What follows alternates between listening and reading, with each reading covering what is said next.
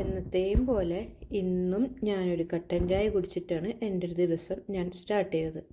ഇന്ന് അവൻ മോൻ പൂരി ഉണ്ടാക്കി തരാൻ പറഞ്ഞപ്പോൾ ഞാൻ പറഞ്ഞു, നീ എനിക്ക് എൻ്റെ കൂടെ അടുക്കളയിൽ നിന്ന് കഴിഞ്ഞാൽ ഞാനിത് പൂരി ഉണ്ടാക്കി തരാമെന്ന് പറഞ്ഞപ്പോൾ അവൻ വേഗം വന്നു.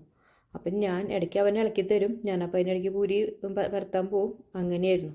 അപ്പം ഞാൻ കുക്കറിലാണ് അന്ന് വെച്ചത് കേട്ടോ.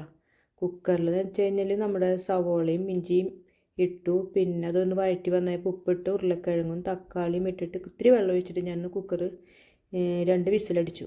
അതിന് ശേഷമാണ് പിന്നെ മസാലകളൊക്കെ ഇട്ടത്. അവൻ ഫ്രിഡ്ജിലിരിക്കുന്ന എല്ലാ മസാലയും കൊണ്ടുവന്നിട്ടു. മീറ്റ് മസാല ഇട്ടു, എഗ്ഗ് മസാല ഇട്ടു, പിന്നെ എന്തുട്ടാ മല്ലിപ്പൊടി അതിട്ടു, മുളക് പൊടി മഞ്ഞൾപ്പൊടി ഇട്ടു. നോക്കി കഴിഞ്ഞപ്പോൾ അതിനകത്ത് ബിരിയാണി മസാല ഉണ്ടായിരുന്നു, അതും കൊണ്ടുവന്നിട്ടു. അപ്പോൾ നോക്കിയപ്പോൾ നമ്മുടെ മേത്തിയുടെ ഇല അവിടെ ഇരിക്കണ്ടായിരുന്നു, കസൂർ മേത്തിയുടെ, അതും കൊണ്ട് തന്നു എൻ്റെ ഇടാൻ വേണ്ടിയിട്ട്. അതും അതിനകത്തിട്ടു.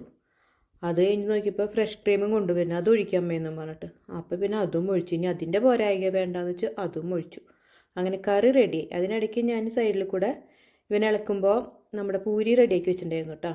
പിന്നെ ഞാൻ മീൻകറി ഉണ്ടാക്കാൻ നിന്നു. മീൻകറി നമ്മൾ സാധാരണ ഇഞ്ചിയും പച്ചമുളകൊക്കെ വഴറ്റി മുളക് പൊടി മഞ്ഞൾപ്പൊടിയും അതിനകത്തും മല്ലിപ്പൊടിയും ഇട്ടിട്ട് പാല് പിഴിഞ്ഞിട്ട് അങ്ങനെ മീൻകറി വെച്ചു. സൈഡിൽ ഞങ്ങൾക്കൊരു കുഞ്ഞ് പട്ടിക്കുട്ടിയുണ്ടേ, അവനുള്ളതാണ് ഞങ്ങൾ മീനിൻ്റെ തല ഉപ്പും മഞ്ഞൾപ്പൊടിയൊക്കെ ഇട്ട് വേവിച്ച്.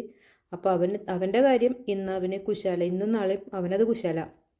അതിനകത്ത് കുറച്ചെടുത്തിട്ട് അവന് ഭക്ഷണം കൊടുത്തു കഴിഞ്ഞാൽ അവന് ഭയങ്കര ഇഷ്ടമാണ്. അങ്ങനെ നാളികേരപ്പാൽ പിഴിഞ്ഞ് അയില കിട്ടിയത്, അങ്ങനെ അയില കറിയും വെച്ചു. 2 അയില എടുത്തിട്ട് വറക്കുകയും ചെയ്തു. അപ്പോൾ ഒരെണ്ണം ചേട്ടനും പറഞ്ഞു ഇവനും വേണ്ടിയിട്ട്. പിന്നെ ഞങ്ങൾ പൂരി കഴിച്ചു.